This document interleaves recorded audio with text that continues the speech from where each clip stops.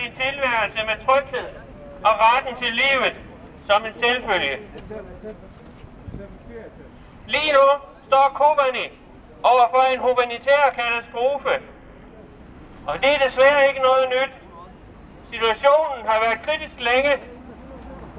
Ikke fordi, at det har manglet mod, vilje eller mennesker til at forsvare byen, men fordi befolkningen i Kobani har stået over for en fjende, der er lige så veludrustet med militært isenkram, som den er grusom.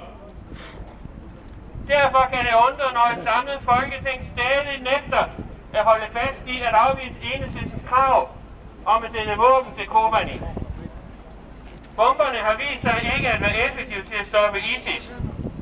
Og selvom det virkelig skulle være tilfældet, at bomberne stik imod forventningerne skulle kunne stoppe ISIS, kan befolkningen alligevel ikke føle sig sikker af den grund.